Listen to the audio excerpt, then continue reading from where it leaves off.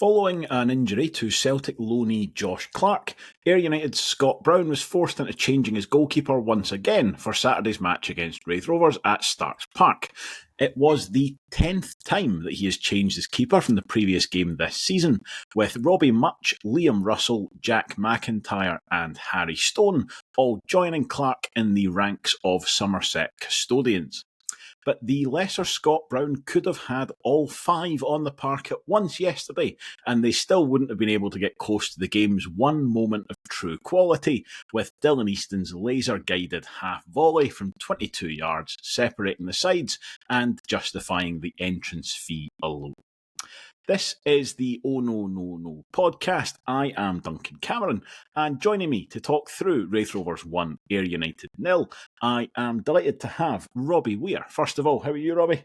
Yeah, excellent. A perfect day yesterday, and Kirkcaldy is the only place guaranteed to have championship football as a minimum next season in Fife. How nice is that? Good stuff. We've also got Scott Fleming as well. How are you, Scott? Yeah, really good. I don't think, as far as Saturdays go, we could have really asked for much better. We won. We asked Airdrie to beat Partick. Happened. And we got, somehow the Ackies managed to find themselves 3 points at East End. I know that Dunfermline, we've been saying about how bad they've been, but we just witnessed how bad the Ackies were the week before and gave them basically no hope. And they managed to keep a clean sheet and get 3 points. So, no, yesterday was a really good day all round, to be fair. Yeah, definitely. I think the injury to Finlay Pollock, really the only black mark of what would have been otherwise. Yeah. Pretty much a perfect afternoon. And we've also got Blair Hopcroft as well. How are you, Blair?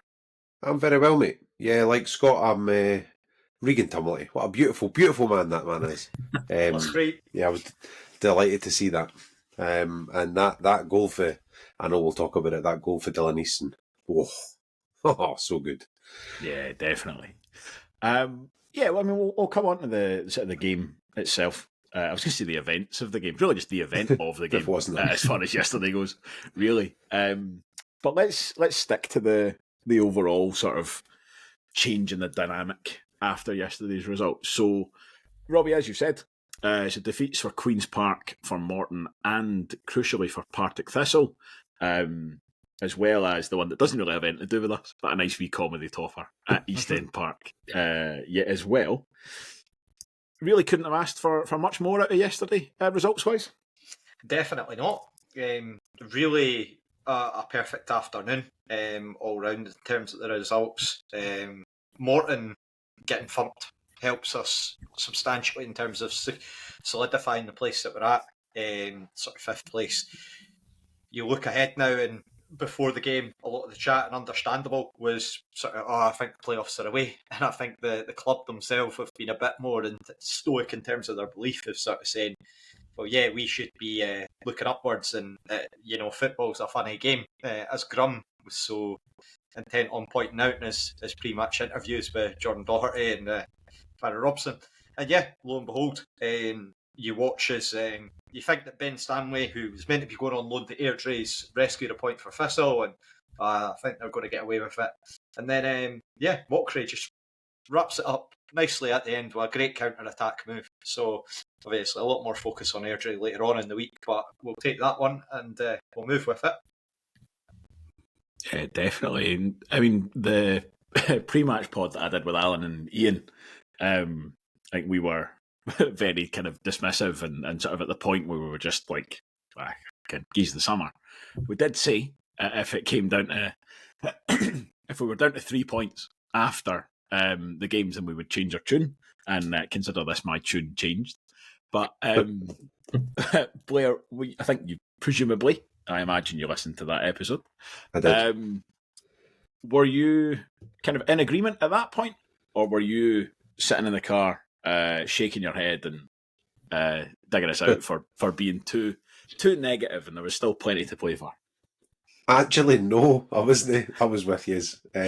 Very much kind of like, I don't know. There's still a way to go, and do you know what I mean? The chance is still there, which is great, and having something to play for is nice. To keep going for the rest of the season. I'm not entirely sure. I think I've mentioned this before, certainly in the group chat. I don't know if I've mentioned it on the show or not, but I'm not entirely sure I want us to make the playoffs. I'd quite like it to kind of get our business done and get the squad ready and have a decent break and get some kind of summer into the boys and stuff and then hit the ground running next season, because I definitely think the lack of downtime played a part in the start of the season that we had this year. And I mean, you look at Ayr, who did some really good business in the summer. They had all their business done pretty much before we'd even finished playing the playoffs. So there's an element of kind of getting your business done early and getting going. But at the same time, like, you've nothing to lose getting yourself into the playoffs. It's a wee bit more money in the bank as well. Do you know what I mean? And but yeah, I must admit, I was listening to the show, and normally, to be fair, I do normally at some point drop it somewhere into the group chat of listening to the show, disagree on this point, agree with you on that point, but actually I was completely with you listening to that. I thought it was a really good listen, actually. Yeah, well, as I say, it's just all of a sudden. I mean, maybe it's not all of a sudden. Maybe we were just being sort of short-sighted. But I was looking at a couple of things earlier. So we're now Falkirk aside, and I think at this point, very, very clear, we can just call it Falkirk aside. Falkirk have been by far and away the best team in the division, are the best team in the division, will win it, and deservedly so. Other than Falkirk, we're the form team in the division now. Yeah. So last 6 games, won 3 and drawn 3. Only conceded in one of those games. It was the 3-3 draw at Capel. Scott, 4 games to go. Thistle have got 4 games to play as well. We're only 3 points behind. Is it suddenly a case of actually there's a bit of momentum behind us now? Definitely. I think, as you say, I think other than us, probably Airdrie would be considered as the form team as well in the league right now. So I don't think really. I think what's quite good as well with this is that Partick have probably thought for a long time, and quite rightly for a long time, that they were going to be 4th because they were miles off the top 3, but they were also miles clear of anybody else. But just ever so slightly, basically since the middle of February, we've kind of just been ticking over, and we've managed to pick up points here and there, whether it be a draw or whatever.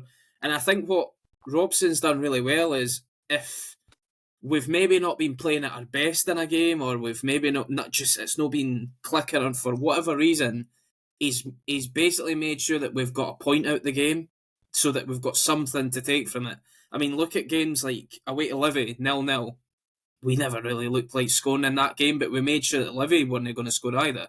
So it's stuff like that I think that Barry Robson's definitely gelled into this squad of players, which you don't know because you're not training or involved in the squad. But I struggle to think that somebody like Neil Collins was doing that, because I'm going by the body of evidence that Neil Collins was very hit and miss. It was one week we'd go and win like 2-0 at home to Ayr in front of the cameras on TV, and then the following week we'd go and lose 2-0 or 3-0 or whatever, and you're going, well, what's happened in the space of a week? Like, whereas now we seem to be a far more consistent squad in terms of, well, Barry Robson's been very consistent with his team selection, but he's also been very consistent in terms of how we've played.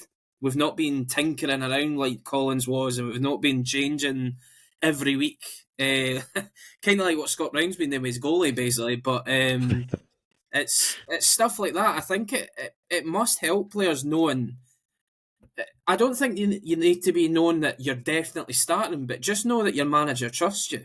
Like, if that's the case, then I think the backline as well. And again, I've said that a few times, and as I say, like, everybody loves Kev Dubrovsky in terms of a guy, but it's night and day, this defence, since Josh Reyes came in. Like, they look so comfortable now. And we've almost, well, I don't know exactly the statistics now, but is it not like 7 clean sheets for Josh Ray in the league already? Like, and since what, the 1st of February or something?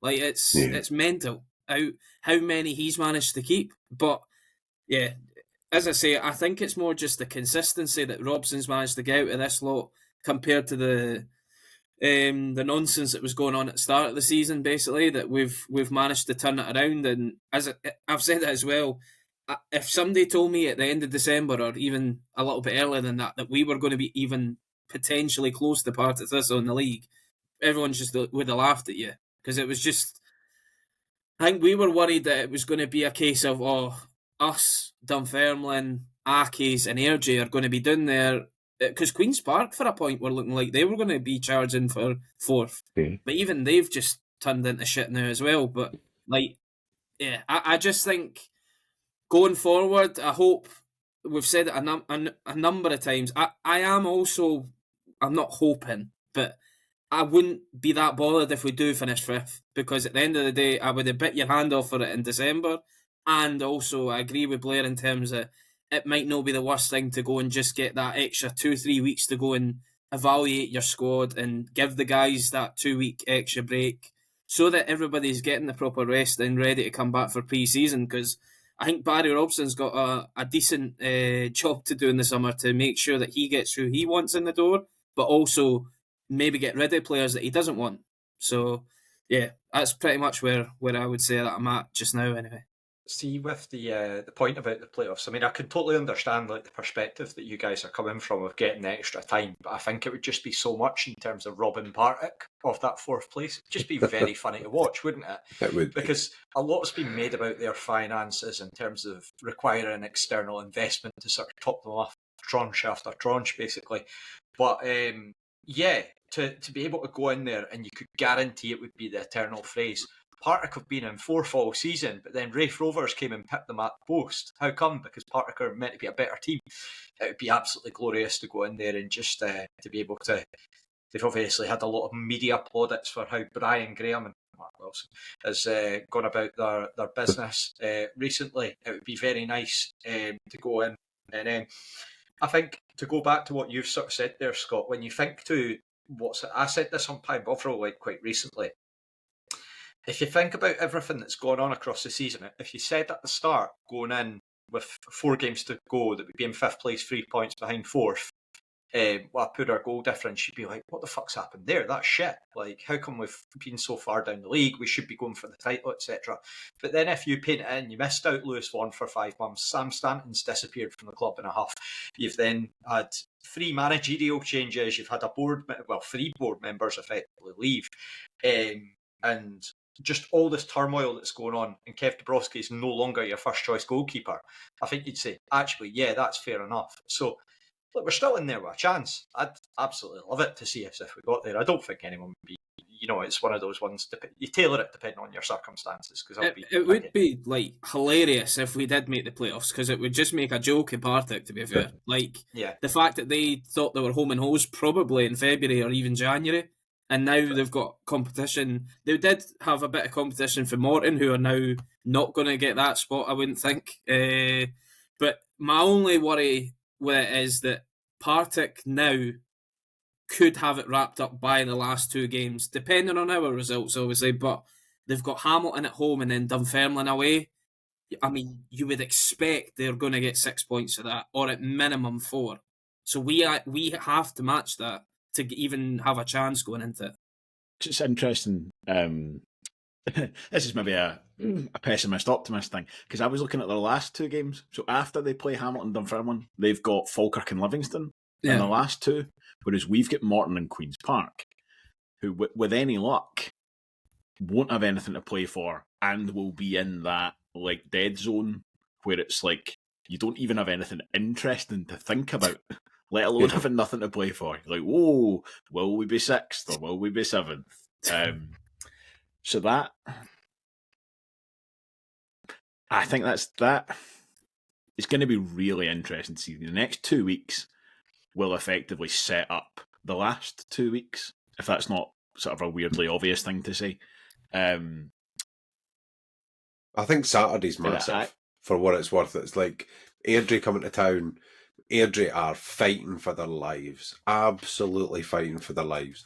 That is going to be a really, really tough shift. And actually, I think that for me is the point where I think it will be on or off. And I know we've said this like half a dozen times already this season, particularly in the last half a dozen weeks, but Genuinely, I think Saturday is like if we win on Saturday, it's on. Like it is categorically on for the rest of the running. But it is if we don't win on Saturday, it just feels like you're not going to claw back over 2 games when we've both probably got kind of 2 winnable games to come, kind of thing, Well, out of the 3. The thing for me is we're 3 points behind them now. I think if we're still 3 points behind them going into the last 2 games, I would actually probably be like, if you were drawing favourites for that, you'd still have it then. You'd still want the 3-point advantage. But looking at the games to play, that'd be tighter than you would think. I'm not so sure. They'll be playing teams that are resting boys for the playoffs as well. Like is the kind of flip side to it. Do you know what I mean? Teams that they're already solidified in second and third. Likelihood is that's not going to change at all at that point. I mean, it might well do. You never know. But I mean, Falkirk have still got to go to. Ayr have still got to go to Falkirk. So you imagine that's going to completely sew up the title. The really frustrating thing is that Falkirk are almost guaranteed at this point to win the title when we visit them. Yeah. And I'm in hospitality. Oh, and I'm not looking forward to that. It would be so good if we just kick the can down the road though in that game. That would be But you kind of hope that we do, because it means that Falkirk go into that game at Firhill needing to win. Like that's what you want, because you didn't want them going up Partick going, oh, we've got already crowned champions Falkirk who are just can play anybody because it doesn't matter because they've won it, and then you hope that Livy are still fighting to make second on the last day, because I actually hope that Ayr keep doing well until the end of the season, because that means that them and Livy are fighting it out for who's going to be second. And we all know, for finishing second last season, the benefit of getting that sort of extra week, watching third and fourth play 2 games and get knackered, potentially maybe go and play extra time as well. It could be beneficial. So that's why I'm saying, like, even if it went to 3 points going into the last day, you would hope that we've narrowed the goal difference down by that point as well, because it's like 7 goals, I think, difference or something like that. 6, I think. Yeah. I know Queen's Park have been utter guff in the last few weeks, but we would have to go to Hampden and hope to win 5 or 6, because I don't see Partick losing like 4-0 at Livy. I just don't, even on any day, I don't see that happening. So it's all if buts and maybes, and it might be that Airdrie come and can take 3 points, and then we're just like, well, that was good while it lasted. But yeah, I mean, you can go into all kind of minutiae with this. Like, you look in terms of like, so you would have hoped that it's unfortunate that the game that Fish will have against Falkirk, that's at Firhill rather than being at Falkirk Stadium, because if it's at the Falkirk Stadium, it might be like a flag day, and then they want to turn up. It was kind of like how. But then again, you've got ones like, for instance, that season that we got relegated in the playoffs. St Mirren had to go to Hibs. We played Hibs, and it was a game where they basically played a load of fringe players. And the fringe players were all out trying their hearts out to win contracts, the likes of James Keatings, for example, to extend their deals. You never know with this sort of stuff. So I think the only thing we can really focus on is ourselves next Saturday. And then we'll just see how the lay of the land is, because, again, it can throw up so many bizarre results. At worst, by this time next week, at worst, we've matched Partick's result, basically. Because, as I say, Partick, I expect to pick some sort of points up next week against Accies. Next fortnight, they've got easier games than us. So that's where it's a case of, can you keep in touch and then take it to a bit of a showdown the last 2 weeks. Only other thing I wanted to say on this, I take your point about the playoffs kind of get in the way of your transfer business a little bit. I do think it's different going in at 4th than it is in 2nd, where you basically know your season's extended by whatever it is, 4 weeks or something. Which obviously, hopefully it would turn out to be that in the end anyway. But the other thing is, the difference between finishing 4th and 5th is $100,000. Yeah, it's big. Like, it's not chump change. It's not small increments at that point. That's a big leap. And that is Plus the kind the of thing revenue. Exactly. Well, plus you've got that as well. I mean, I don't think the ticket revenue is huge, to be fair. The ticket revenue a lot of it goes into the parachute payment, so you don't really get that actual much out of the ticket but it's still, revenue itself. But better than More than that. T-Hawk. It's more than the fifth place team gets for sitting on the beach. Yeah. But that's the thing that, you know, we'll already be in some discussions with some players. And you might have somebody who's like, well, I'm kind of speaking to Thistle and I'm kind of speaking to you. And yeah, you finish fourth and you're like, look, we might need to hold off a week before we confirm this or whatever. But extra money in the pocket. So you might have a bit more latitude in terms of what you can do. So we'd also add that it probably helped that for Ayr last season, I mean, they didn't have anything to play for, but also as well the fact that they have been thrown ridiculous sums of money about as well, based on what we heard. Like, yeah, they really have. Curtis Main's a good example. You're still getting the jump on the other teams in the playoffs and all that kind of stuff as well. So, yeah, I don't know. It probably actually, as you said, that the length of the summer was probably a bigger issue actually than the sort of getting a slower start on the transfer business. I didn't really feel like we were kind of missing out on people I thought we could have gotten or something in the summer. We actually did quite a lot of business quite early. Yeah, it's true. I think was the Callum Fordyce deal not agreed on the drive back from Dingwall? Yeah, so we'll see with that. I mean, just the complete changeable nature of, I mean, I would say football fans in general, but it's us really, and specifically me, given none of the three years were actually there saying it. But what was that, 2-3 days ago? And I was like, this season's done. Like, fast forward, get to the end, and now it's like $100,000 extra. It's basically already done. So, yeah, I suspect we'll end up having more or less the same conversation again on Thursday night. To be fair, probably a little bit more detail about what that will look like. Just though, before we do go, because we don't have an awful lot of talking points, and we don't generally do this, but Blair, you did ask specially if we could have a small laugh at Dunfermline, and as we've got time, put it that way. Neil Lennon's very unhappy about the standard of refereeing in the Championship, which is listen. Welcome to the Championship. I'm just glad that somebody has had the wherewithal to mention it, because up till now, I think we've all just been waiting for a champion to appear. We never even noticed, Neil. Exactly, this is it. I hadn't even figured it out. Oh, the veil has been lifted from my eyes. The Championship referees aren't very good. Dearie me. It was my favourite Neil Lennon clip of the week. Because Brian McLaughlin, I'm presuming, has just bought a house in Dunfermline this week, because he seems to just be there all the time for little sound bites with Neil. But there was the one about, 6,000 home fans and it's $5 a ticket. And Neil Lennon comes back with what? With the product that we're putting out there, the value we're giving them for £5 each. I'd love to survey them on the way out of the ground yesterday and ask them how many of them enjoyed their $5 worth of entertainment. Absolute shambles. He also said in the Courier, he said, "This is exciting. I'm enjoying it." Yeah, bloody, I'm glad somebody is. Should have just gave them like the iPad that you get after security in the airport. Yeah, sad face, smiley face. It's just the green, yellow, red, and it would just get the survey results up of that. You take to put one of the like really fuzzy white beards on the red face though, just for it. I did enjoy just that the post-match interview. Gave it a wee listen.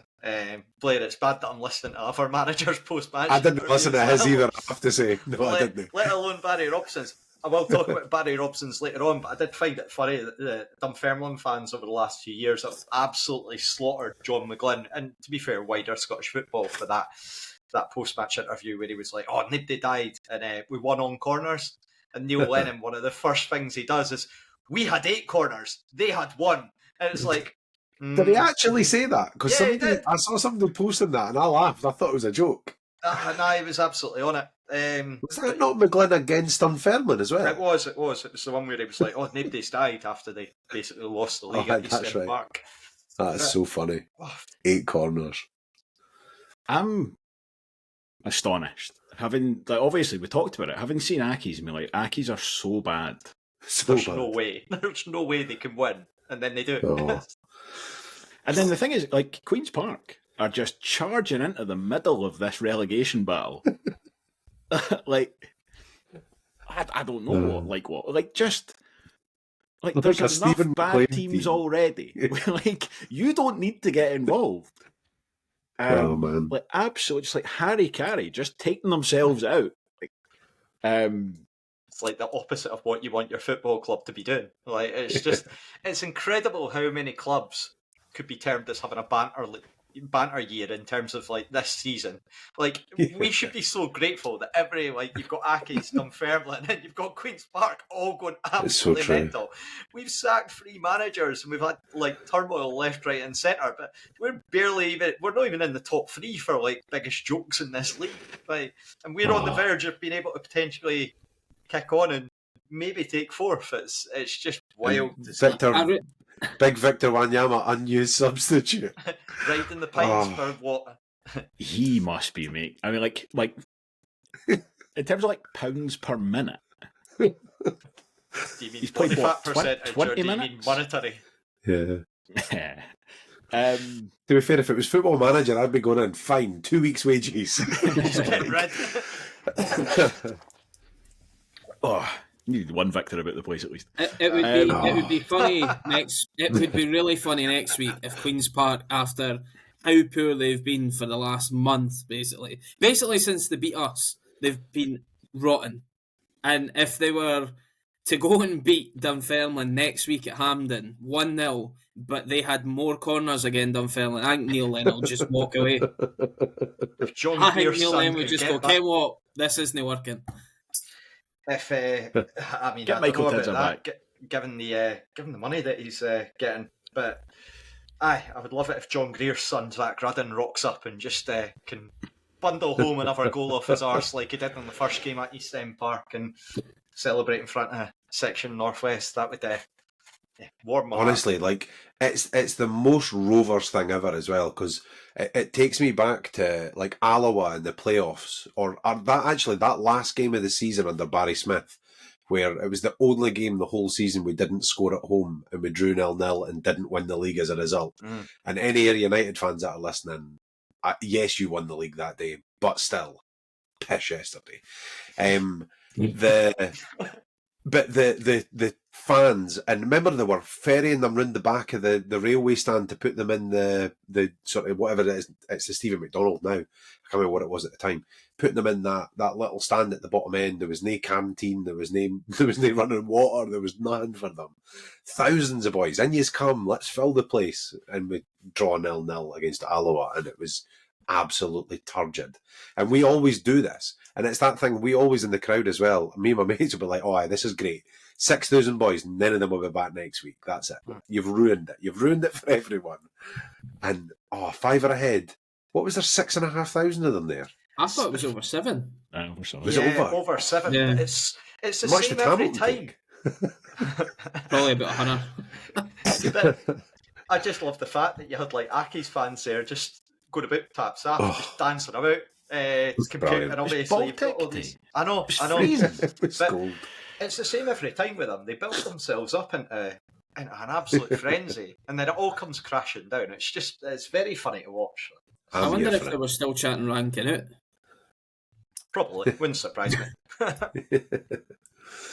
That like if you go back 8 weeks or 12 weeks, Airdrie were rock bottom, absolutely marooned. Miles, at this point, I think they're going to finish 7th. Yeah, I'd say so. Yeah. I was. There's every chance. I did one of those sort of being sad like this. I did one of those sort of like predictor website things where you can basically go week by week and put in the results as you think they're going to be. Plug for the prediction league as well there, Blair. But I genuinely put in the results that I thought, and I think we were finishing like 5 points off Partick based on what I thought how it was going to work out. Airdrie were up in 7th, like, but just with how rotten I think Queen's Park, Dunfermline and Accies all are.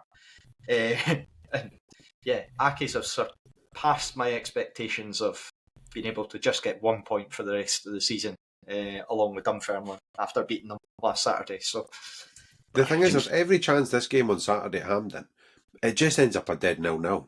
Like, and actually, it would be the worst result possible for both of them. Like, do you know what I mean? They both need a win. A point is absolutely no use to them. Who's at Aki's Hub next weekend? Is it Away to Partick.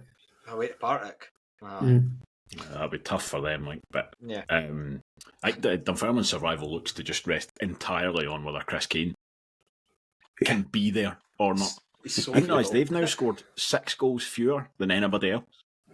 They're, Which is no goals in that side at all. See I think it's all the professional tiers in terms of like England and Scotland. So I think it's like the 5 tiers in England and the 5 in Scotland. I might be wrong about that, but it's only Dunfermline and Lossiemouth Thistle in the Highland League, I think, that have scored the tier fewest 6 goals. for that then. Yeah, something like that. No, sorry, no, you're right. So tier 5. Yeah, so they just cannot score goals. It's tremendous. The English leagues are a bit of a funny thing though, because they've got like they've got leagues with like 30 teams in them and things, like actual leagues, instead of this nonsense 10-team shit that we get left with. Well, we've not got time for league reconstruction. We had time to laugh at the villain. We've not got time for league reconstruction.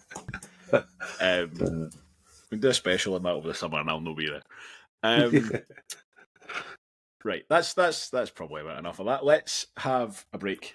Your regular reminder about Andy's Man Club, and then we'll come back and we'll talk about this game of football that happened yesterday. Blair, Yes, mate. you're a man, Yes.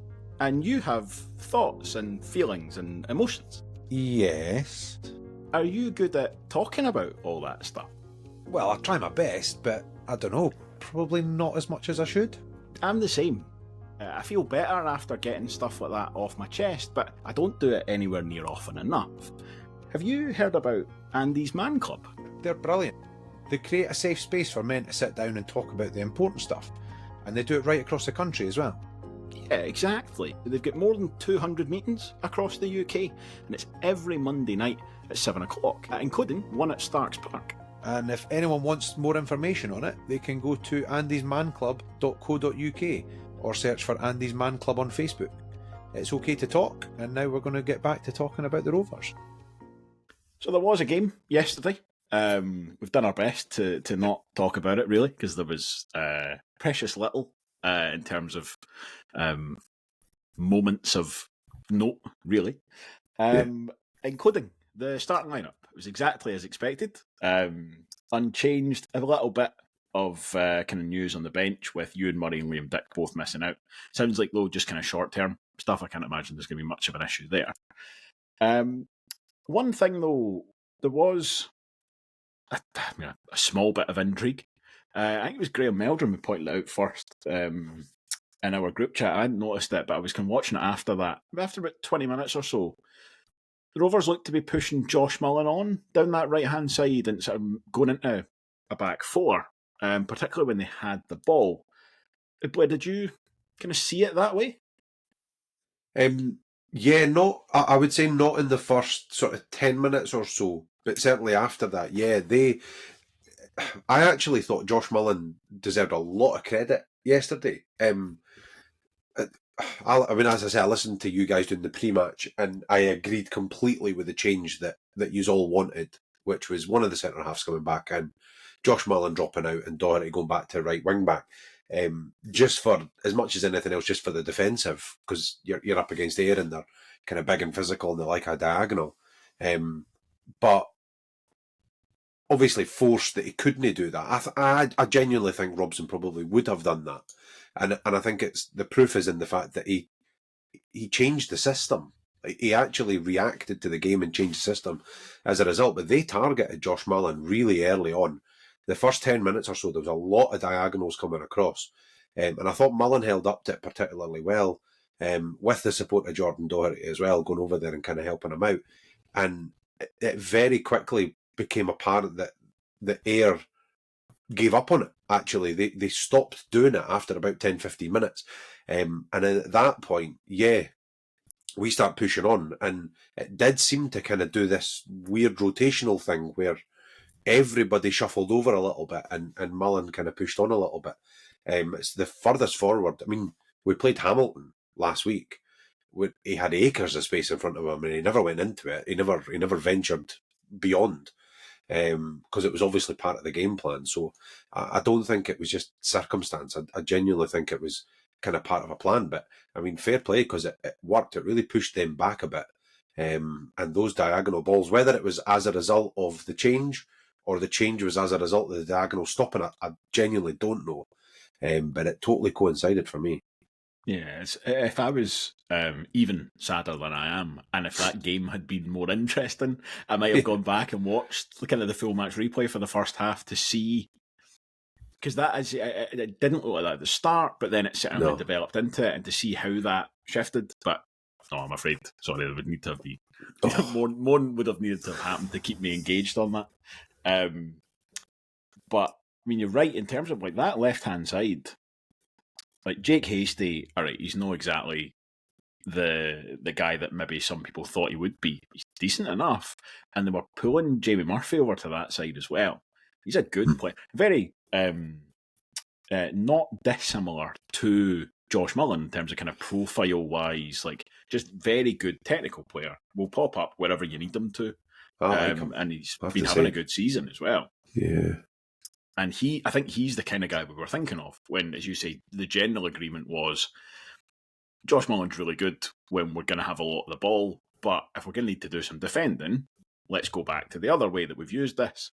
And as you say, I suppose we'll never know whether Barry Robson would have done it anyway or not, but without Liam Dick and Ewan Murray, the choice wasn't there, but you'd never looked like there was any issue with that at all. I don't think we particularly looked kind of exposed down that side at all, which, as you said, it is absolutely his credit to Josh Mullen. That's literally all I've got for the first half. Was really ringing a talking point out of the start lineup. Robbie, anything for you first half? Any? I thought it was a point that I picked up from the post-match interview. Just apparently Paul Hanlon was half fit for the game. Oh, really? So, yeah, apparently he barely made the game, and then he came through and he put in a performance like he did. But yeah, it was, I mean, there wasn't really much to separate the teams. It was one of those games where the defences were definitely coming out on top from an air perspective. I thought it was quite interesting they decided not to use George Oakley. I'm not sure why the rationale behind that, but he's obviously done very well in the last few games against us.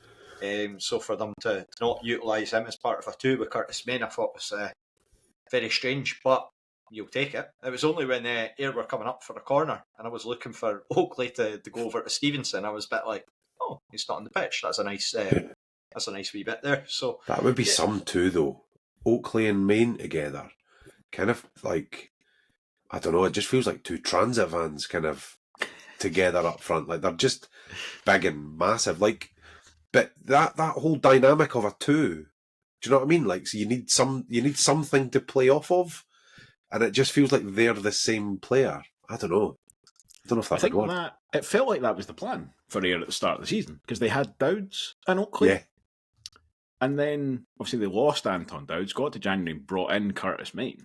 But it seems odd to me that they're only playing one of them, and the fact that they're playing Main over Oakley. Yeah, I didn't think Main looked impressive at all. He looks like a support player, like that to me. Yeah, but I've not seen a huge amount of him. But like yesterday, like you said there, he looked like a forward in need of a strike partner. Yeah. Whereas, listen, this is maybe coloured by the fact he's got a hat trick against us the last time.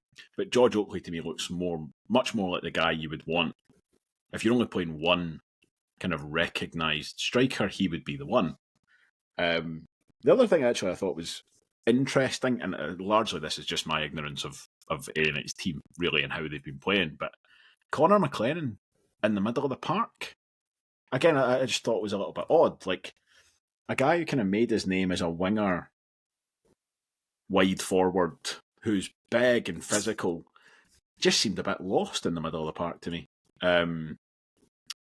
Again, it seems like my kind of natural thought would have been, well, why not send him out wide to go and try and bully Josh Mullen and leave Jamie Murphy in the middle of the park more often where he's got that kind of tidy technical ability? Because presumably the logic there is that McLennan's using his physicality in the middle of the park, but I didn't really see much kind of evidence of that.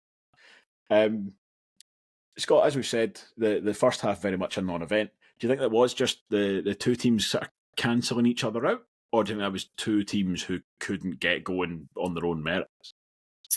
I actually do think it was just two teams that just couldn't get going at all for some reason. It was a very scrappy game. I mean, it didn't really come across as much on the Rave TV coverage, but I had spoken to my dad at full time, and he did mention, and I think maybe Robson or was it Easton, one of them did mention it in their post match as well about the wind being a bit of a factor swirly. anyway, and it was kind of swirling around.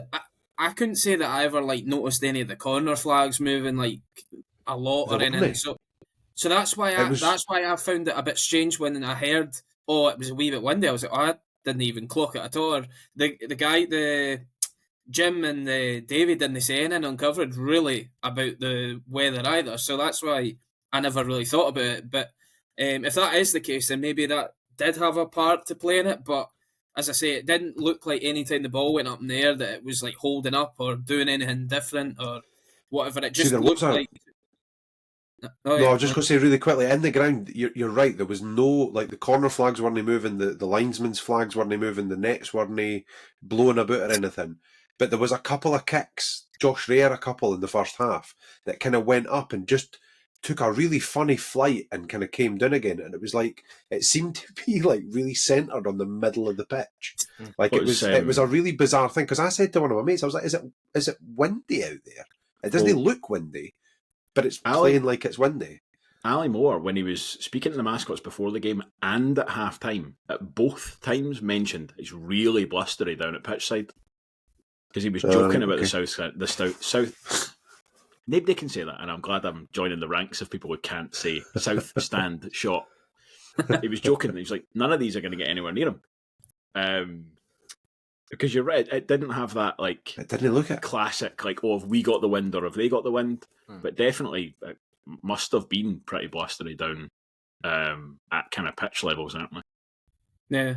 No, I just wonder if maybe that did have a bit of a factor. As I say, I didn't really notice it on the coverage, but no, I do think the first half it was not a great half. I mean, I was watching it with a mate of mine who's also a greenkeeper over in Holland, and he's an Ayr United fan, and both of us just went, was there even a shot in that first half? We forgot that even, I think Dylan Easton had one that went over the bar, and then that was the only one that I could actually vaguely remember that happened in the first half. But it was definitely, it's no surprise that I think by the Rave TV highlights, it got to about 2.5 minutes and you were already into the second half. I don't think even they were trying to scrap to find 2 minutes of highlights, I think, for that first half. But you mentioned about Conor McLennan there. I noticed they did it the week before against Dunfermline.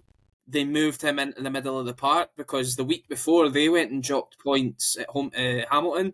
They got a really late goal because they would have lost it otherwise. But they got a really late equaliser. But he was out wide at that point. And so they've brought him in. They've won 3-0 against Dunfermline. And they've literally went the same starting 11 that beat Dunfermline. So I think because Oakley got dropped from that Hamilton game for Maine as well. So I think they've just went, well, that worked, so we'll just go with it again. Whether obviously the only change was the goalie, but they've done that hundreds of times, so that's not any different. But apparently that boy Clark's injured because that's why he wasn't on the bench yesterday as well. And I noticed they actually sent another goalie on loan. So I mean, but this is the goalie the fans have been asking for, though, isn't it? Is it Stone? Stone, yeah. He's the one that the fans keep saying, why do they not just put him back in and leave him alone? He played more games than anybody else. I know we'll obviously go and talk about Easton's goal, but the Scott Brown's had a tendency this year really digging out his goalies for apparently should have been saving stuff. I just turned to my mate Matt and went, do you reckon he's going to say he should have saved that? I think it was Harry Stone that was in goal, so Robbie Muirhead's free kick down at Somerset. Yes. And he had a go at Harry Stone for allowing that to go in. I'm like, I mean, come on. I don't know if he's just extremely harsh on his goalies or what, but I don't think you would want to be a goalie under Scott Brown going forward. I mean, because he was the same last season as well. It wasn't quite to the same degree, but I did actually go. I went through their goalkeepers just to see kind of who they had used and how many they'd changed them for the purposes of that daft intro. And that's Harry Stone's played more than anybody else. But it's like Liam Russell played like 12 games in the middle of the season. I think.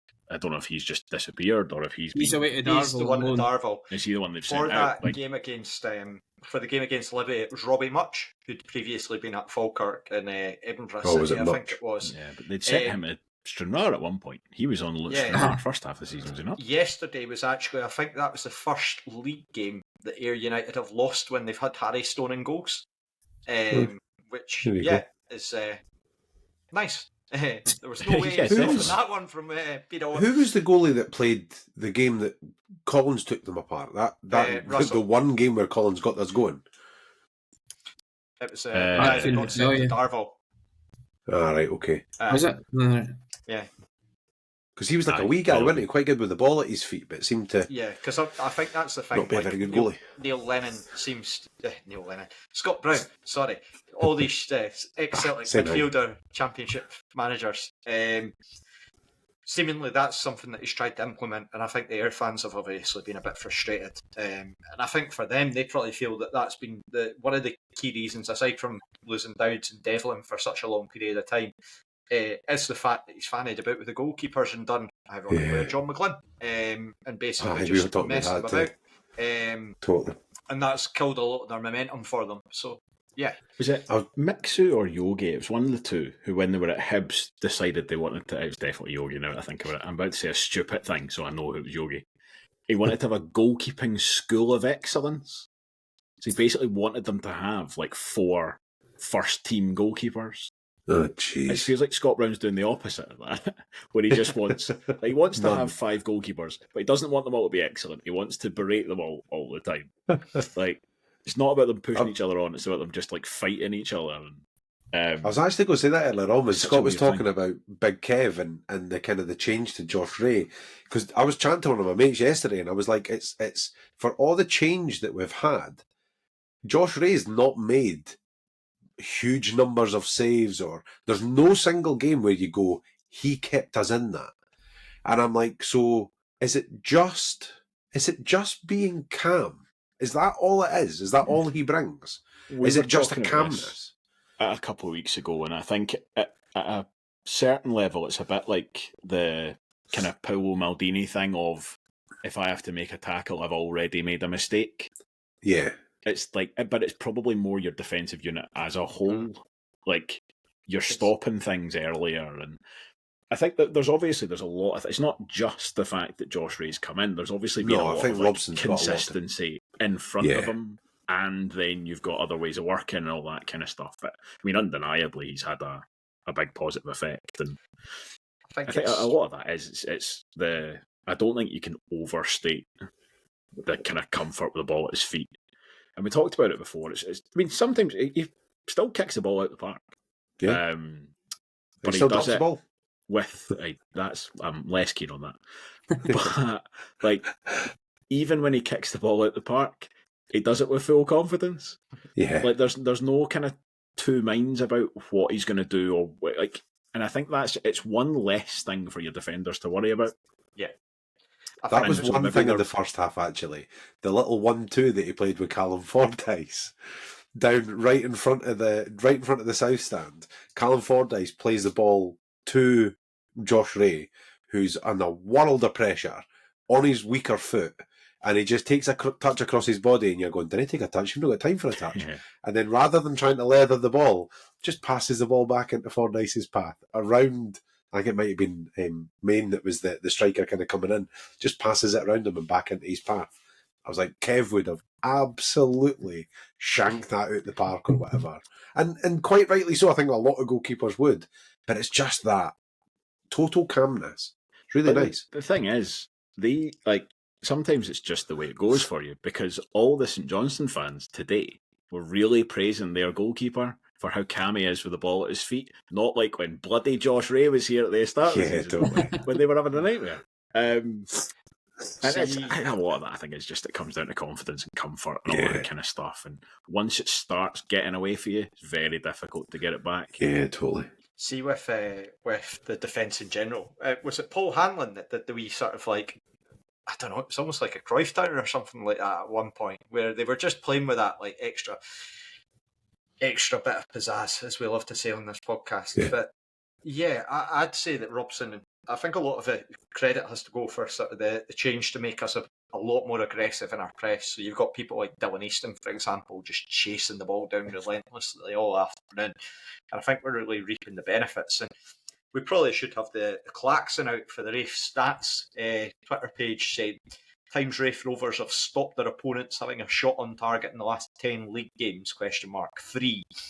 Times Rafe Rovers have stopped their opponents having a shot on target in the 143 league games previous to that. 3. Like, it's just... That's Seriously? remarkable. It's absolutely truly just incredible. astounding. Yeah. Wow, I haven't seen that today. That's mental. It really is. And that again, that's where you get into like, that's beyond any sort of like statistical significance or whatever. Probably, Yeah. I don't know. Les would be able to tell us, I'm sure. But like that's a big sample size, and it's a sea change. Like It is. deserve full credit for it. Like that. To go back very briefly to something we were saying before, like as over the last 6 games, we are second in the form table behind Falkirk. We've drawn 3 and we've won 3. We've only scored 6 goals. Yeah. And we scored 3 in one of those games that we didn't win. So that is all based on the defence. One of those has got to be like a sort of multiple like number in terms of that goal yesterday. Let's be honest, that was like a combo in a computer game. If you're playing like Tekken, it's like just a finishing move. Finish him. Aye. But I think it's credit to Barry Robson, because I think he had probably the clarity at least of walking in and going, right, this team doesn't have very many goals in it, in the shape that it was in with the players available to him. And he's not really gone and tried to kind of mess around with that. He's not gone looking for a solution. He's not been changing his strikers very often at all. Yeah. But instead, he's made the team very, very solid at the back. And then that's fine. Like, as I say, second in the form table, actually hardly scoring any goals, comparatively. But it makes all the difference when you only need to score 1. And then you can rely on your moments of magic. Whereas, play a game like that and concede twice, if the only goal you're going to score is a worldie, it doesn't matter. Even in the latter stages of games, like yesterday, it felt tense toward the end. I don't think I would ever say it was certainly unlike other games that we've had before under Robson, where you've been like, nah, we're pretty home and hosed. But like, there's still a lot more confidence there than, and it's ironic because you look at how Neil Collins is actually getting on with Sacramento and their fans are raging on Twitter because they keep conceding late goals now. We seem to have cut that out, which has been great. It's been absolutely fantastic because it's so frustrating as a fan when you see them do all the hard work and then get let down right at the end. But yeah, I think long may the it continue. tension yesterday, I think, split the crowd into like kind of 2 camps. I think there's one group that are like, we want to get fourth, we need to get fourth, we need to win this game, it's massive, we need to do it.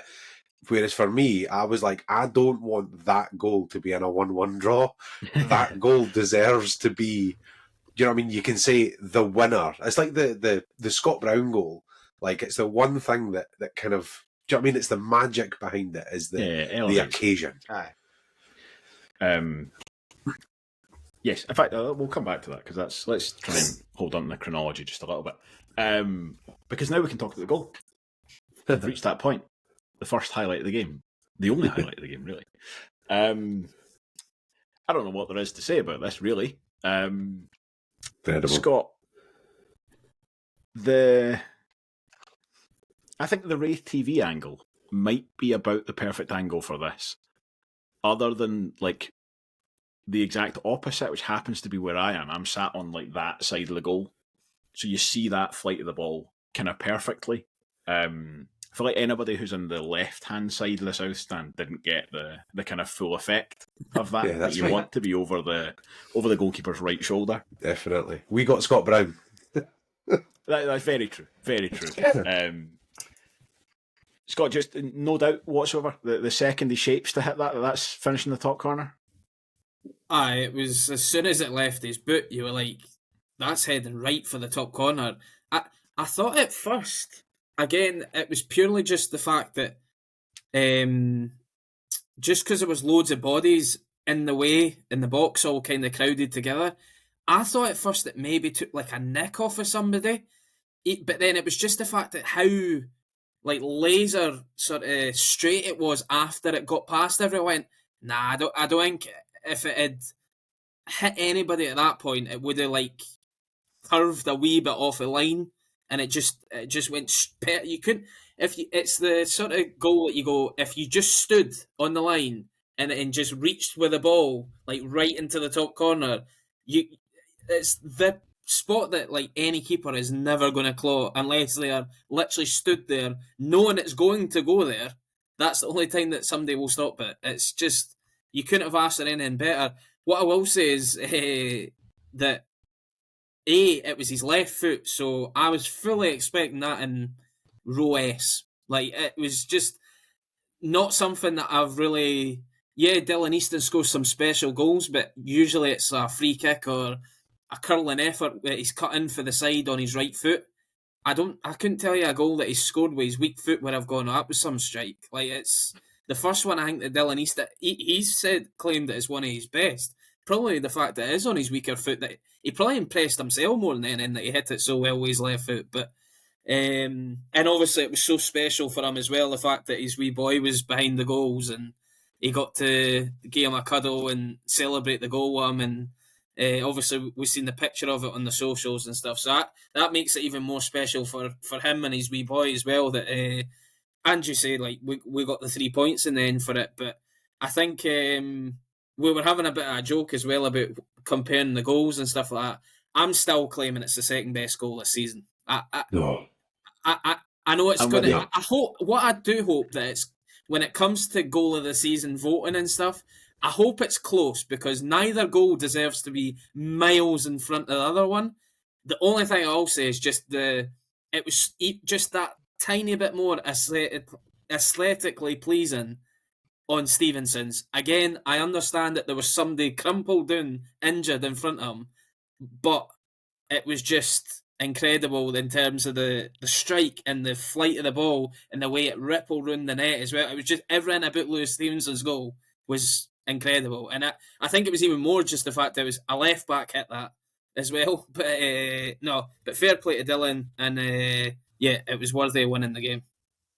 Absolutely, that's. I'm with you on that. By the way, I was fully expecting I want to for hear us to Blair have a for fight Clark. about I it. want to hear No, Blair for And, Clark. so I'm glad that you can at least share the argument with Blair with me this time. But 2 in a row on his left foot, Dylan Easton, and that. Yeah. I would have said that last week's, like I would have gone like, well, he's done really well with that in his weak foot. That's probably about as good as you can get on your bad foot. Threw that back my face, and quite rightly so. Yeah. It's just an absolute beauty, it really is. I know we like the kind of cliches for these things on this podcast, and I nearly in the intro described it as an Exocet missile. And I looked up, it's missile technology from 1967. That really needs to be updated. I don't know what the equivalent is. But What's the missiles that we've been sending to Ukraine? Like shadow storms or something like that? It's Kudos. not as pithy. Right, Blair, by the scoffing noises you were making there, you're putting this above Lewis Stevenson's. I am. So I think genuinely in terms of the technique, I genuinely agree with you, Scott. They're pretty much on a par. But he doesn't even break stride. If you actually watch the angle from behind, from the top of the south stand, He's literally running in a straight line across the 18-yard box and doesn't even slow down. It just comes off his foot, and it's the way that there's no bend, there's no flight of the ball. It is as straight as a die. And then you throw into that, it's no against Hamilton. You've no got Lewis Vaughan lying in a heap in front of you. It's in the South Stand, and it's in a 1-0 win. Like, it's just, when you throw everything around it, sometimes goals are more than just the goal. Like, it's what's attached to them. Like, a really good example would be like Damien Castelanovo. I mean, it's a good goal. It's a relatively it's one of my favourite goals of all time, just because Davy McGurn's save and the ball goes out wide left and running through and into the crowd, and it's against Dunfermline. And do you know what I mean? It's like if Stevenson's goal had been against the Pars, I'd give it. Like, it's not just the goal. Do you know what I mean? Like, there's more to it than that. I just thought it was a genuine piece of absolute class, and like, it's the fact that it doesn't even slow down after he's hit it. He doesn't even wait to see if it's going in. He's already away. He's already celebrating. It was just, it's up there for me. I think it's honestly one of the best goals I've ever seen live. Like I said, that as soon as it went in, I was like, oh my god! Like, and it's. Yeah. I tell you, the last bit is the angle from the other side. I think it was maybe Robbie. You maybe put it up on the Twitter this morning. Stevenson with his hands on his head on his hands. Sorry, just like, oh my god. If we're talking about other angles, there was a vlog from a young Ayr United fan in the away end, and I don't know if it's their dad or someone else, but like the shot gets hit. And you see it rattle into the top corner. Obviously, our fans start going mental. And I do take that point on board, Blair. The fact that it means so much as well, because it's like such an important game for us. With Thistle losing, we needed something to sort of haul that gap closer to them. Almost like, for instance, the Alan Walker goal against Dundee, where it pings it in off the bar, because it was like the last minute, ends an unbeaten run, kept us in that title race. But anyway, to get back to my original point, this young Ayr fan's videoing this, and it flies into the corner, and you just hear one of the Ayr fans going, "Oh!" Like, just this shock of like, well, you can't deny that one.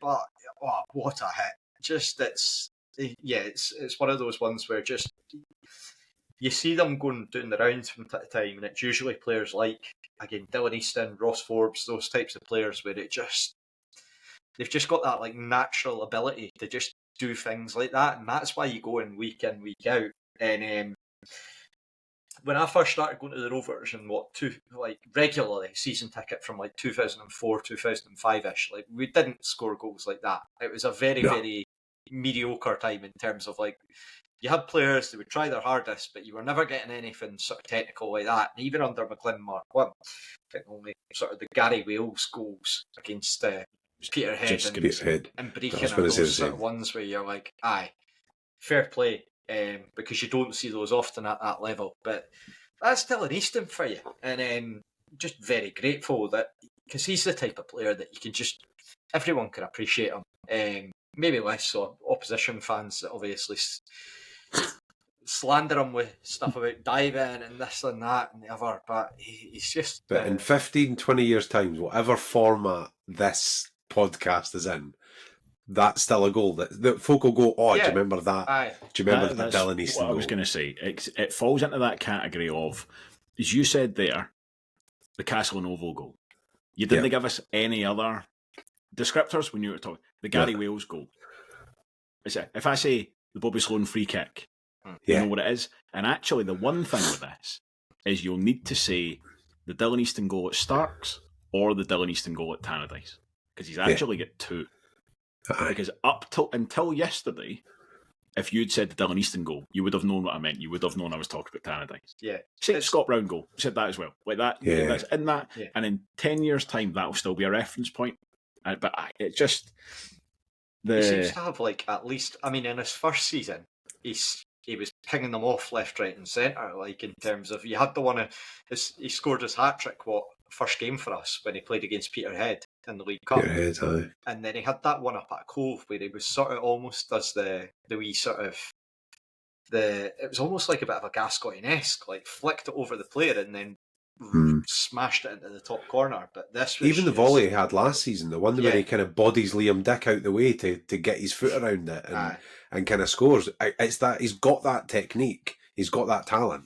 But yesterday's was just, it was just so aesthetically pleasing as well. Like everything about the goal. I enjoyed I a think you're, Falkirk fan saying on Twitter, "Where do you think we're going to see him next season? The best you're going to see him is at Tesco. Like, you're not going to catch him anywhere else outside of Starks Park."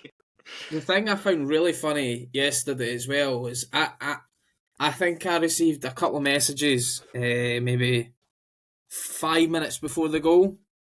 One for my dad and one for my mate, both at the game, both saying basically the exact same thing. Christ, Easton's been anonymous today. Like, it was just like both of them were wanting him subbed, basically. And then my dad's response was, "I'll take that back." It was just but it's one of them things where we say it all the time that Easton you can tell really early if he's on it or if he's no. Like last week, he was at Hamilton very easily and very quickly. You could see it was a day that he was going to do something really good.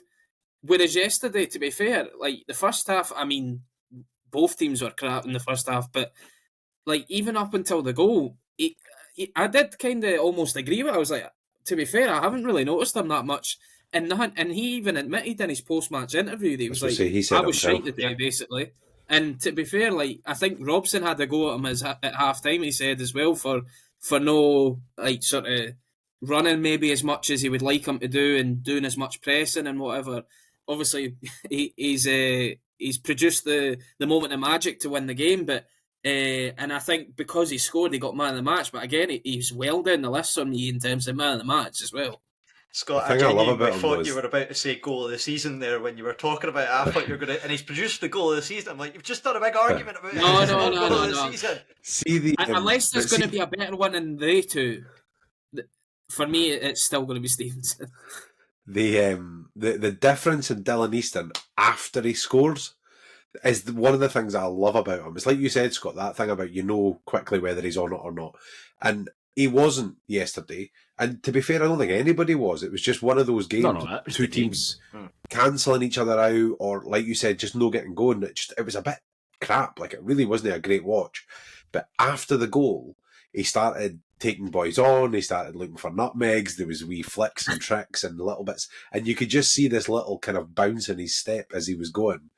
But I actually was really impressed with the way that we kind of, after that, we became streetwise, which we haven't been for such a long time. And I feel like this is another kind of hallmark of Barry Robson coming in, is Easton's going down and with an injury, he was nothing wrong with him. Like, he went down and rolled a bit for a minute, and somebody came on and stretched him. He was raging when Robson took him off, like, because he was just clearly trying to kill the game, kill a bit of momentum, and let us get back on with it.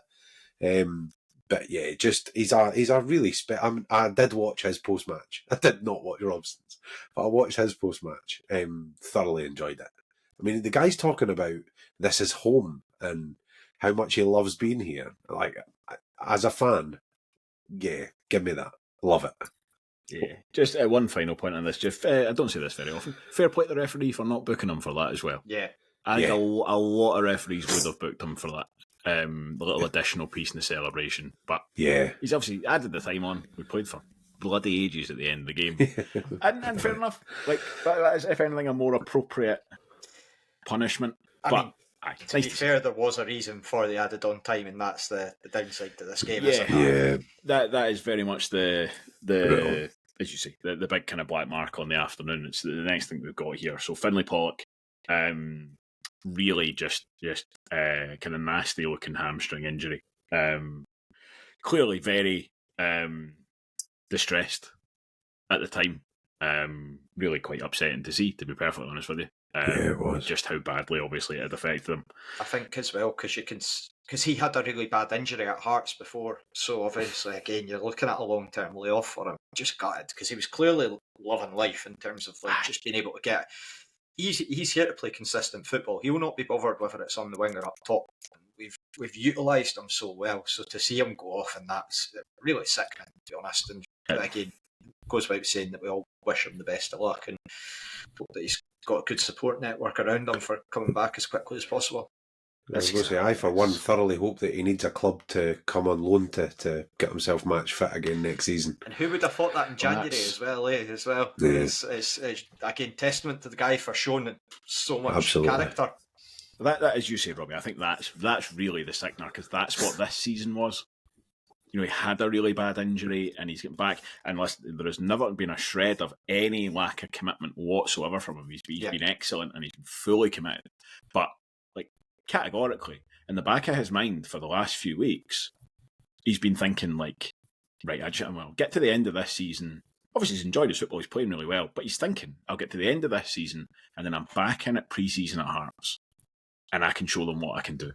Yeah. Because I've played all these weeks. Yeah. I'm fully fit. I've had a full summer. I'll get back to have that just taken away again. It's really that's obviously I'm sure that was behind a lot of the reaction there. And as you said, Robbie, sorry, it's obviously just a real sickener for him, and I just feel really, really bad for him. I think that's really tough to see. The good thing, obviously, when you look for the bright side in these things, signed a new contract at Hearts before he came to us, so he will get that full recovery. He's got that time is on his side, but he's done what you want from a lone player, where he's come in and he's made the most of it, and has really, really contributed.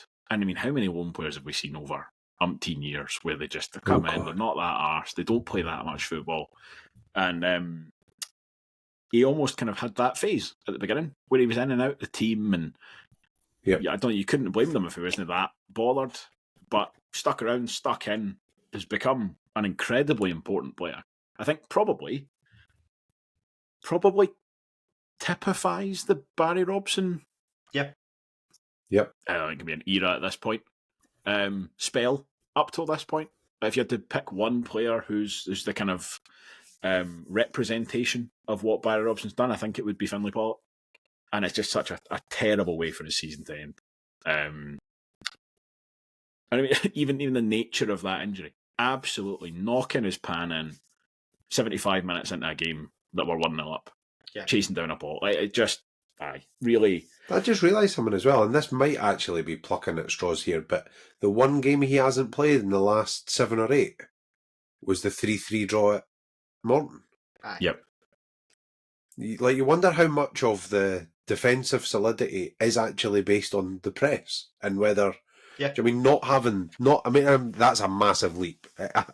Undoubtedly, it's a massive leap, but it's also 7 or 8 games, and he's played in every single one of them, and we've looked defensively solid because we've got an out ball. And perhaps didn't have that to the same extent against Morton in the way that Barry wants to play. I think it's a fair statement to make. I mean, logically speaking, if you're winning the ball or you're putting the opposition under pressure in possession higher up the pitch, then you're causing issues for them in terms of, like, if they get the ball forward, then you maybe got less people. But if you can hammer them down and nail them in their own half, we saw that a few times against there yesterday, where there would be panicked clearances, balls getting put out the park. It's just. I think inversely, it's the one game where we've looked probably the most threatening.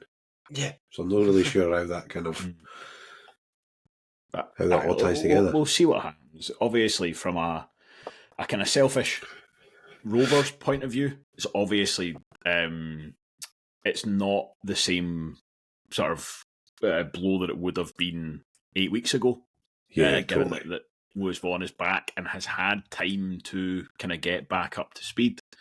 But hopefully Finlay Pollock can get back for, last home game of the season, or at least the player of the year or something, because he deserves proper appreciation. He doesn't deserve his Rovers spell to end, being carried off the park like that. So, 100%. Yes, suspect it'll be the last time we see him kick a ball for us, as you say, unless he's back again next season. But hopefully not the last time we get to kind of see him and get a bit of appreciation. And then really just to get back to the kind of events of the game, it's one other real kind of notable piece here. So, as you said, Blair, Dylan Easton goes off with his debilitating cramp that he very quickly recovered from, to be fair. He's replaced by Kai Montague, comes on to do that kind of number 10 role that we ask him to do whenever Dylan Easton's not there. And I mean, he's actually involved in a couple of things in the time that he's on the park. The most notable one, it does very well initially to pick the pocket of Nick McAllister, and then he's got the freedom of Starks Park to kind of bear down on Harry Stone, who then does very, very well, to be fair. I think you'd want to credit the goalkeeper, who gets the block in and kind of prevents that from the game being put to bed. Scott, what do you chalk that up to? The fact that doesn't end up in the back of the net, is that all down to good goalkeeping, or is there something else at play there? Is it the classic had too much time to think about it? I do think he actually had far too much time to think about it, especially for somebody so inexperienced as well. You can tell as soon as he picked up the ball and like bodied McAllister to the ground, you could see he's like, oh Christ, I've got like 50 yards to just run myself. And you knew like none of the air defenders that are on the other side of the park were going to get near him. So he's probably, I think there was one touch where I thought, Christ, he's hit that about 10 metres in front of him. I was like, I hope he catches that before the goalie comes rushing at this rate.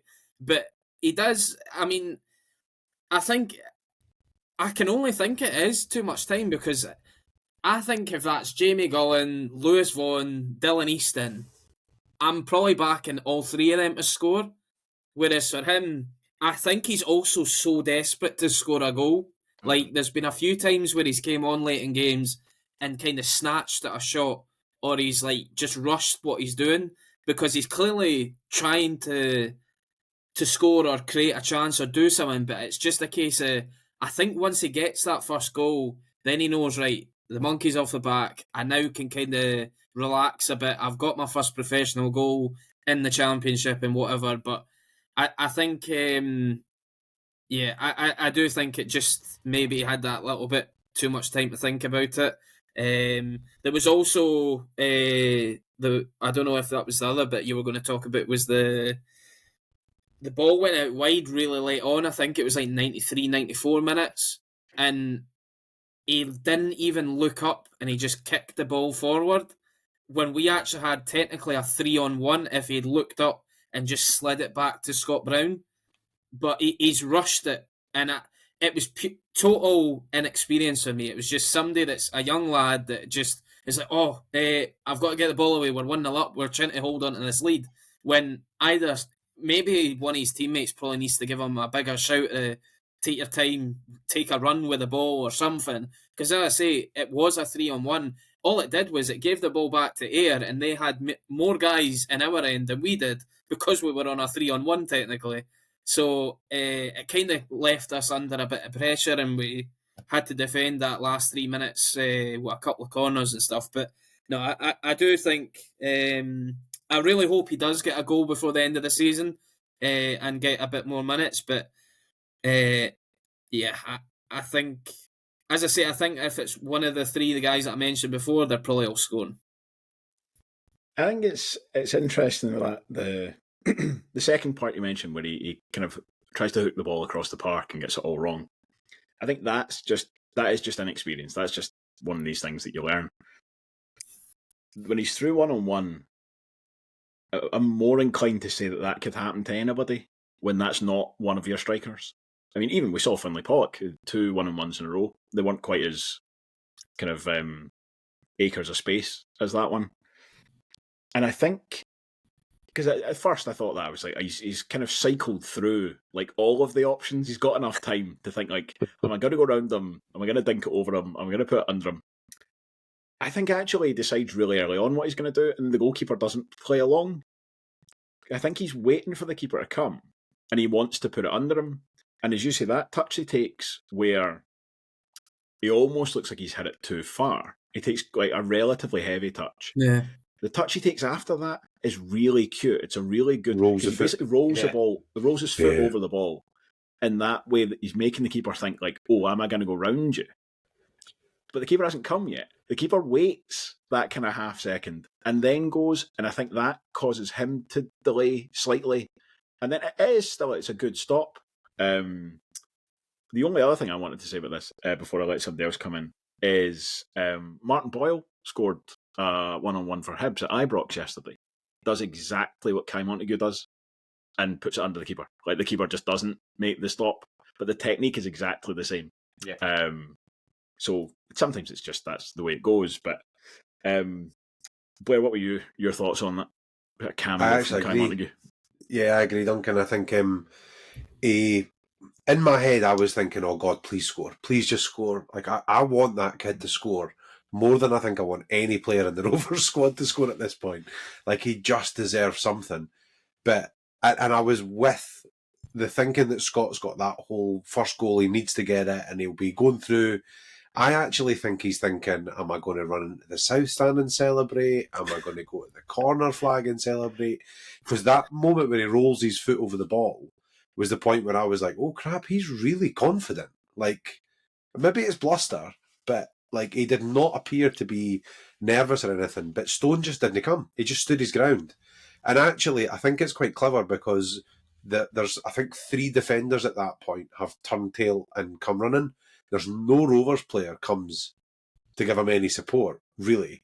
So he's basically all on his own. And I think Stone's thinking, if I come out and run at him, he's got a chance of putting it under me, going round me.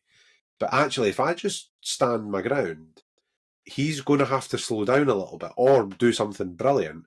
And there's a chance a defender comes back in and helps me out. So I think he just delayed him. And it was just one of them that didn't go. I'm going to just pick Scott up on one thing, though. The bit where you said about, I think you're absolutely right on the one where he's out wide, and it is total naivety. I think it's a wee bit unfair to say that he didn't look up. I think he did. I think he saw the run of Vaughan, and I think what he wants to do is that big sweeping, curly kind of pass into his path and put it in front of him, and he just doesn't wrap his foot around it at all. Like, he makes an absolute meal of it. And I think it is just naivety, because I think you're absolutely right. So if somebody shouts at him and just says, like, hold the ball, run with the ball, give the ball to Scott Brown, like, there's so many options on, but he goes for the big kind of worldy option. And I think had the previous thing not happened, I'm not entirely sure he would have done that. Like, I think that's still playing in his mind a little bit. But credit to him, like, he's a talent, like, and he's going to get that goal, and he is going to kick on. Like, I'm quite excited to see what happens with him. Yeah, definitely. Everything apart from actually the finish, he does everything right with the one he runs through. Like, because he's not in two minds about, like, when he wins the ball back, he's not like, oh, who can I lay this off to? He wins the ball and he's straight away and he's running. Sorry, Robbie, in you come. Yeah, with a chance, I'm not worried about him missing it, because see if he's going to get chances like that, he's like, if you're getting into the position where you're arguably potentially making a mistake, you're doing everything right, the goal's going to come inevitably. He doesn't need to worry about it.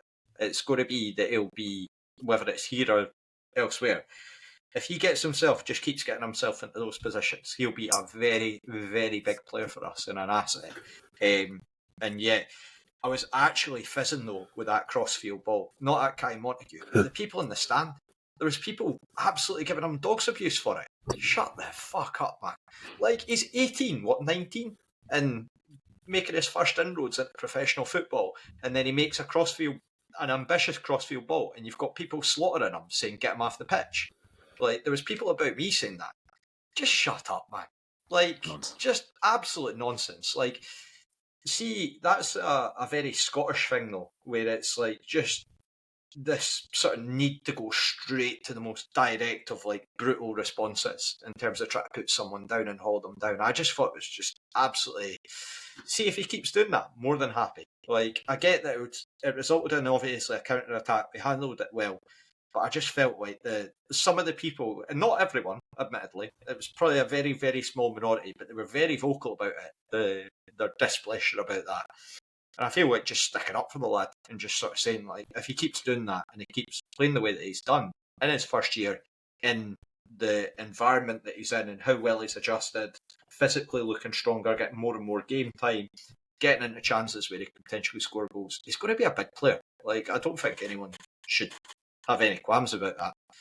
Like, if you compare him to where him and, for instance, Dylan Tate obviously started at a league below, but I feel like, given the time that Montague can get, I feel like he's looking a lot more of a prospect in terms of a midfielder at the same age for me. Yeah, he doesn't look out of place, which is, I think, is like a bigger plaudit than it sounds. I mean, he looks like a member of the first team squad. He is a member of the first team squad. That's what you want. He's what, 19? 18. That's it. 18. Robbie, you can round us off with man of the match as well. You can go first for that, please. That's a tough choice, to be fair. Again, Dylan Easton scored such a good goal, but over the performances in terms of the full 90, I would probably go back to the defence. I think Jordan Doherty absolutely headed everything that was going, which was great fun to watch. It was summoning the spirit of Mark Campbell. So I'll go with Jordan Doherty. I'm glad you said that. I thought I was going to be the only one to mention it, but I've got Jordan Doherty as well. I thought he was if that game finishes 0-0, I don't think it's a question at all. I think we probably end up having to spend quite a lot of this whole conversation just talking about, making interceptions. But yeah, just thought he was excellent. Really good. As Blair, as you said right at the beginning, he was called into action a fair bit, trying to support Josh Mullen, where they were trying to come down that side. And just didn't put a foot wrong. I'm very impressed with Jordan Doherty overall, really. Scott, for you? I think when I was going back through the highlights and stuff, I would probably any of the back three, to be honest. I thought they all put in a really good shift. I'd said Callum Fordyce. I think I'm becoming more impressed with him week by week. Again, I think we were all starting to question should we really have him for next season, even though he's on a 2-year deal, because he's not really done anything. I think it's now just came to the fact where he's actually been given time to settle into the team, get game time. He clearly was just struggling for match sharpness and fitness, because like the first couple of games he was in, he looked really ropey and was prone to a mistake and kind of just looked a bit off it. Whereas now he's been showing it. Him and Hanlon and together with either Ewan Murray or Jordan Doherty, they've just been strolling it. And see, until I'd heard about Hanlon had only trained on the Friday, that made me even think, maybe he should deserve it for just the performance he gave. The fact that he's trained one day this week, because as far as I was aware, I was told that had Liam Dick or Ewan Murray been available, Hanlon probably wouldn't have even been in the squad yesterday. It was just because they two were missing that he had to play, basically. So fair play to him for apparently it's some sort of knock, but I wasn't told what the knock was. But he's not playing like he's got a knock. No, but he's he only trained on the Friday, from what I was told. So I think fair play to him for that. But I think I would go with Callum Fordyce for yesterday. Said before, it feels like every single week Paul Hanlon's second for man of the match. Just find any excuse we can find not to give him man of the match. Sponsors won't give it to him either. Even his own foundation didn't give him it. To be fair, that wasn't a great performance. No, it wasn't. Give us your man of the match and any other final thoughts you can round us off for tonight, please, mate. Yeah, I was going to say, I think this is all very noble, boys, but Dylan Easton, it'll be funny. Like, if he'd been an 85th minute substitute and had done that in the 86th minute, I'd still give him man of the match. Like, in a game that had 0-0 written all over it. I mean, I picked it as a 0-0 for the Predictor League. I just thought the two of them were going to shitfest each other, and it was just going to be a bit of a damp squib, and it wasn't far away from it. And just a moment of absolute quality to prize the two apart. And I mean, that's if you go into players who win you games, that's a man that's won you a game there, because there was no way in hell that, like I say, I genuinely think I had 0-0 written all over it, apart from that one moment. Yeah, absolutely. I was going to say a second ago, it feels like Paul Hanlon's been second for man of the match every week, but he will be player of the year. But I don't think he will because Dylan Easton keeps doing stuff. Dylan Easton will be. And that has to be. Yeah, that's it. Excellent, good stuff. That was an incredibly long discussion of a game where very little happened. So hopefully that's been interesting to listen to. I've enjoyed talking through it. Thank you everybody who has listened. We will be back in the middle of the week to look ahead to that visit of Airdrie for what has become a very big game all of a sudden, for both sides really. So we'll look forward to speaking to you again then. Thank you and goodbye.